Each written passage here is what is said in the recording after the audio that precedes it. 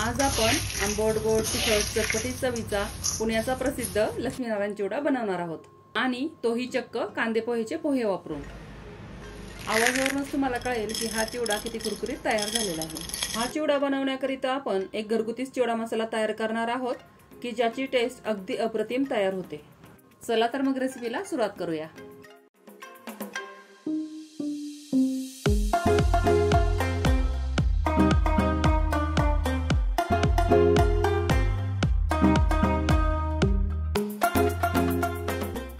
कांदा पोह्यासाठी जे पोहे वापरतो ते पोहे मी इथे घेतलेले आहेत आणि स्वच्छ असे चाळणीने चाळून आणि त्याला साफ करून घेतलेले आहे।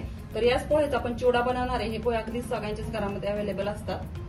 त्यानंतर अर्धी वाटी इथे मी कच्चे शेंगदाणे घेतलेले आहे, अर्धी वाटी खोबऱ्याचे असे पातळ काप करून घेतलेले आहे, अर्धी वाटी इथे मी फुटाण्याची डाळ किंवा आपण ह्याला पंढरपुरी डाळही म्हणतो तर हे घेतलेलं आहे। पाव वाटी इथे काजू घेतलेले, त्याचे मी असे 2 तुकडे करून घेतलेले।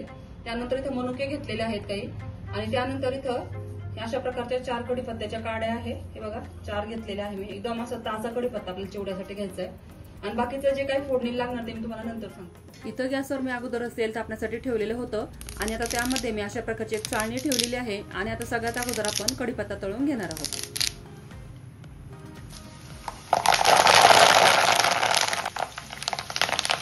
कढीपत्ता तळून झालेला आहे तो आपण सेपरेट एका प्लेटमध्ये काढून ठेवू। आता आपण जे पोहे घेतलेले तर ते आपण थोडे थोडे आता यामध्ये घालणार आहे। हे बघा एक एक मूठ मी इथे घालते। पोहे तळताना तेल आपल्याला कडकडीत गरम हवे आहे आणि गॅसची फ्लेमही आपल्याला मोठीच ठेवायची आहे। यामुळे पोहे तेलामध्ये टाकल्याबरोबर लगेचच वरती फुलून येतात आणि अगदी हलके होतात आणि तेलही अजिबात पीत नाहीत। एकदम कोरडा हा चिवडा तयार होतो। आपण बाहेरचा जो चिवडा आणतो तो खूपच तेलकट असतो, तर तुम्ही अशा प्रकारे ह्या पोह्याचं नक्की करून बघा। हे बघा अशा प्रकारे मी सर्व पोहे तळून घेतलेले आहे। पोहे तळून झाल्यानंतर गॅसची फ्लेम आपल्याला लो करायची आहे आणि लो फ्लेमवरतीच राहिलेलं सर्व साहित्य एक एक करून आपल्याला तळून घ्यायचं आहे।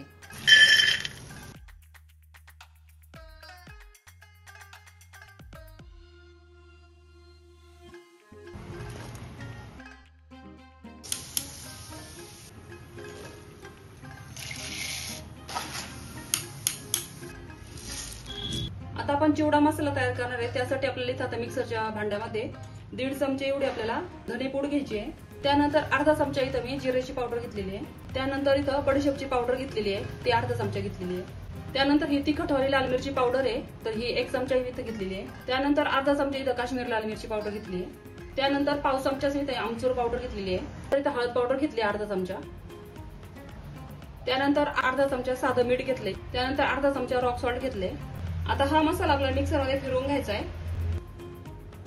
अशा प्रकारे आपला इथं हा चिवडा मसाला, घरगुती चिवडा मसाला तयार झालेला आहे आणि हा अर्धा किलो साठी एकदम परफेक्ट प्रमाण आहे। आता या मसाल्यातला 1 चमचाभर मसाला आपण जे साहित्य तळून ठेवलेलं आहे त्यावरती घालायचं आहे आणि हे मिक्स करून ठेवायचं आहे। तळून ठेवलेले पोहे घ्यायचेत आपल्याला आणि जो राहिलेला चिवडा मसाला आहे तो यावरती आपल्याला घालायचा आहे आणि लगेचच आपल्याला मिक्स करून घ्यायचंय। आता हे आपण हाताने अशा प्रकारे चोळून घ्यायचंय। इथं मी अर्धा किलो पोहे घेतले होते आणि मी सर्व मसाला यामध्ये घातलेला आहे। हा अर्धा किलो साठी एकदम परफेक्ट प्रमाण आहे। तुम्ही यामध्ये आणखी दुसरं काही ऍड करू नका। जर तुम्हाला थोडासा स्पायसी हवा असेल तर यामध्ये तुम्ही लाल मिरची पावडर थोडीशी एक्स्ट्रा घालू शकता। आता यामध्ये आपण तळून घेतलेले सर्व साहित्य घालायचं आहे आणि याला मिक्स करून घ्यायचं आहे। फक्त कढीपत्ता आपण सगळ्यात शेवटी घालणार आहोत, कारण कढीपत्ता आपण एकदम क्रिस्पी तळून घेतलेला आहे, त्यामुळे तो बाकीचे साहित्य मिक्स करत असताना तर तो तुटून जातो, त्याचा भुगा होऊन जातो आणि मग तो दिसायलाही छान दिसत नाही। म्हणून दिसायलाही असं छान दिसावं असं वाटत असेल तर कढीपत्ता सगळ्यात शेवटी घाला।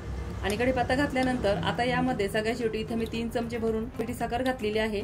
इथे पिठी साखर तुम्हाला चिवडा किती गोडसर हवा आहे ना त्यानुसार तुम्ही 1-2 चमचे एक्स्ट्राही घालू शकता किंवा कमी देखील घालू शकता। एकदम क्रिस्पी चटपटीत आंबट गोड तिखट चवीचा पुण्याचा प्रसिद्ध लक्ष्मीनारायण चिवडा आपल्या इथे तयार झालेला आहे। तसेच घरी चिवडा मसाला तयार करून आपण हा चिवडा तयार केलेला आहे, त्यामुळे तुम्ही हा चिवडा कितीही खाल्ला तरी तुम्हाला ऍसिडिटीचा अजिबात प्रॉब्लेम होणार नाही। तसेच हा चिवडा मसाला तुम्ही इतर कुठल्याही चिवड्यासाठी वापरू शकता। 1 नंबर चिवडा तयार होतो हा मसाला वापरून। तुम्ही नक्की ट्राय करून बघा आणि व्हिडिओला एक लाईक तरी नक्की करा।